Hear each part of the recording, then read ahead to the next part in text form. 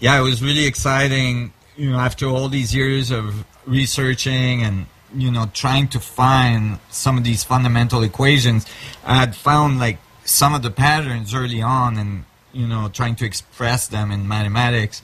And when you write the mathematics, it starts to lead you, and you go down these roads, and some ends in in dead ends, and then some continue on, and when I got to that point where it kind of unfolded like a flower, and it was so simple, it was so easy, it was so clear, it just blew my mind. After some 25 years of doing such complex mathematics and physics and all this, for it to like unfold into this so simple geometric pattern, which give very, very precise result for the mass of the proton, as you mentioned, and for the strong force, and for the radius of the proton, which is really important because the proton is a fundamental particle from which all matter in the universe is generated.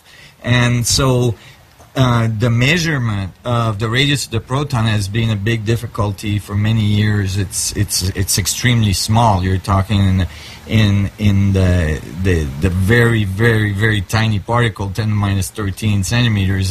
It's extremely hard to measure. This is very small. Yeah, and so it was a big issue for a long time to try to get a really precise measurement of that radius.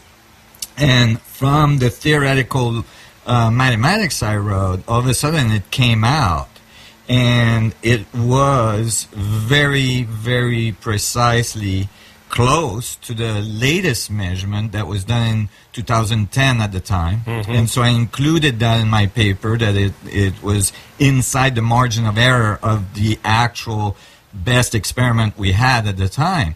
And I published a paper, and within a few months, a new measurement was done in an accelerator in Switzerland, and it was more precise than the 2010 measurement. And sure enough, I was, inside the margin of error of that experiment as well, and even closer to the value that had been found. So people have to understand that. This is very important. It's like you come with your model of understanding and your maths and calculation, and you come with a number regarding the mass which is more precise than the experiment, and what physicists come with their own perspective. Right. Actually, the standard model is like some 4% off, and although 4% doesn't seem like much, many articles have come out in the more popular press showing this radius of the proton is a big problem in quantum physics right now.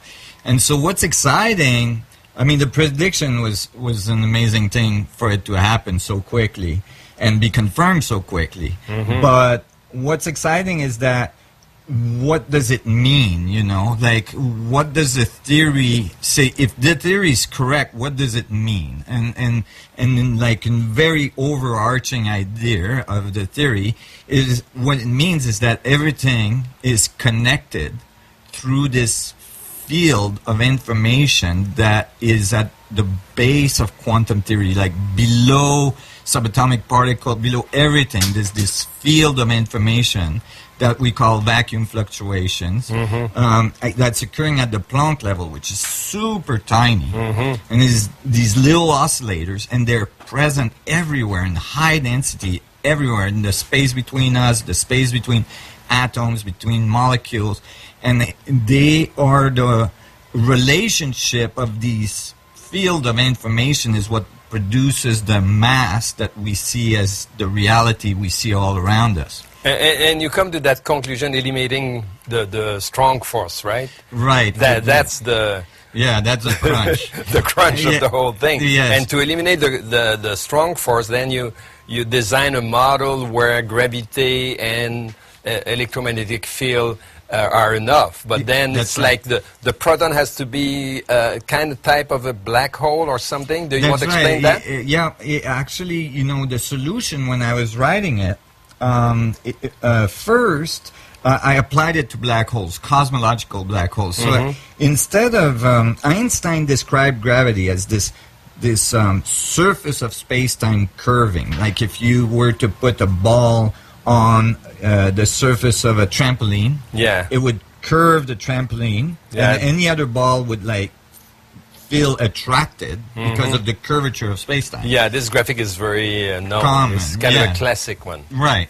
And so you could think of this curvature as like the surface of water when you pull the plug in your bath. Yeah. And you know, like the rubber ducky you have in your bath, I don't know if you have one anymore, but I know exactly what you're speaking about. Yes. So you give a torque to that, right? Yeah, and then the rubber ducky starts going towards the drain, right? Exactly. And so that curvature is what Einstein described.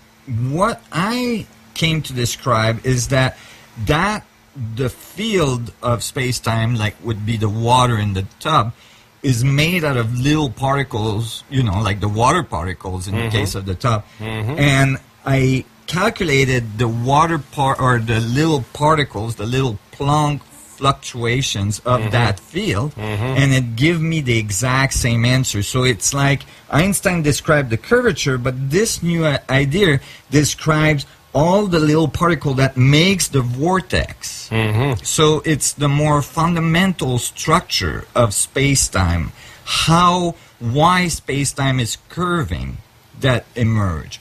And it's curving because there's spin and there's gradient density, just like when you pull the plug in your tub.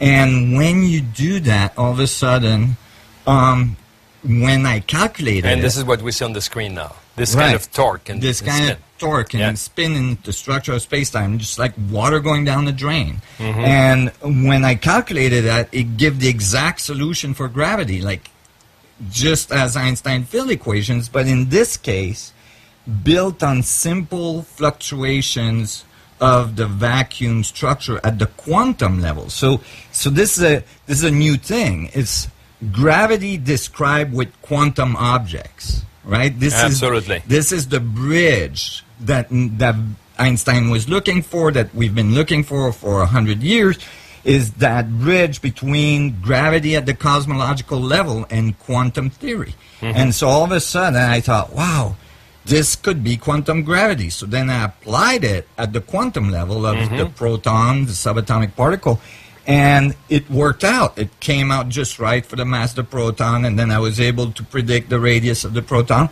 And then when I calculated the gravity of such an object with that theory, I ended up with the exact force that we call the strong force. That force that holds the protons together in the nuclei of an atom. And I realized, wow, the strong force could be just gravity at the quantum level due to these little fluctuations of the vacuum that are everywhere. And it came out just right. Not only did it come out just right, when I calculated the spin of that force, it gave the exact range that we measure the strong force to be between two protons in the nuclei of an atom. So that all of a sudden simplifies all the model of quantum theory and relativistic relationship to quantum theory to very fundamental level of this vacuum energy, this field of information that's permeating everything, and that mass emerged from, and gravity and electromagnetic fields. But sometimes simplifying is not... this is not what is the most comfortable for everybody. But that's right. What I like you speak about is about, we have all this idea of the quantum and probability and intention and innate intelligence.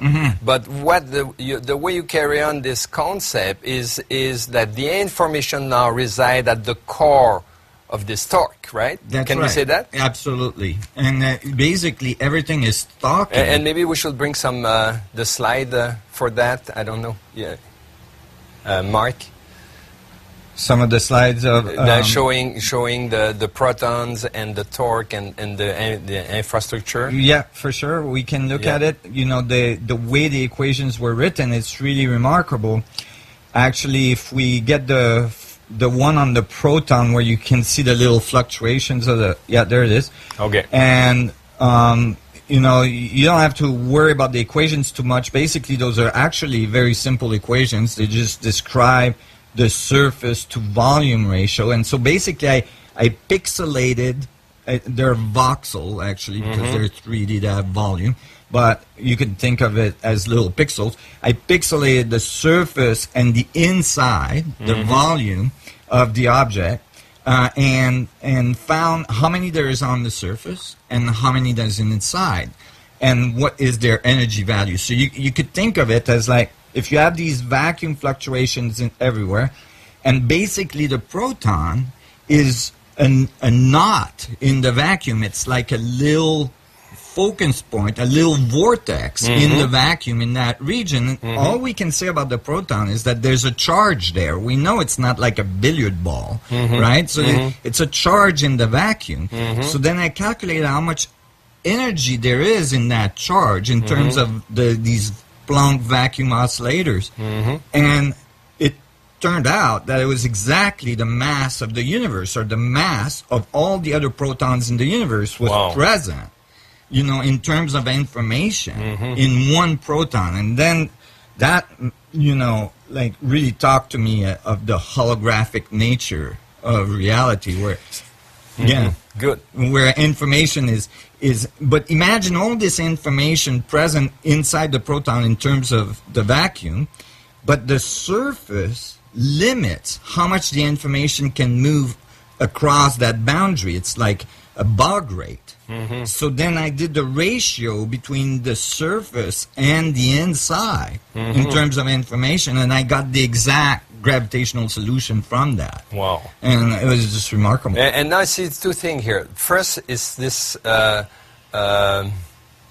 you know, geometry, you know, that we see there.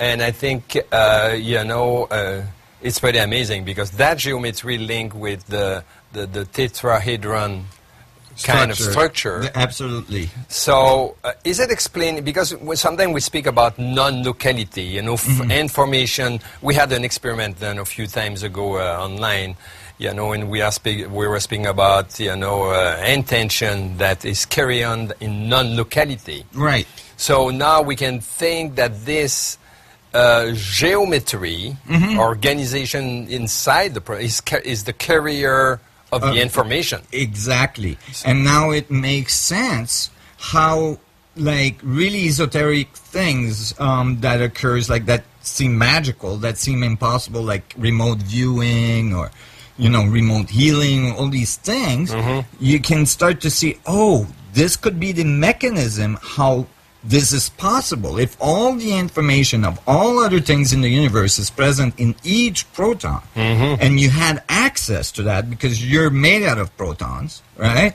Then you could remote view. You could have the information of something that's on the other side of the world that you're not, you know, able to see with your own eyes, or but if you access that information, you could do that, and and starts to make things that seems really esoteric and really impossible. Now you start to see the possibility of it, and as well things in quantum theory that didn't make so much sense neither, like entanglement, you know, spooky action at a distance. Einstein called it. Yeah, like why does a particle here, when I change its state, this other particle over there changes at the exact same time? Well, because all these protons are interconnected together. And they're interconnected. Nothing is ever isolated from anything else. Absolutely. Because this field is connecting everything together.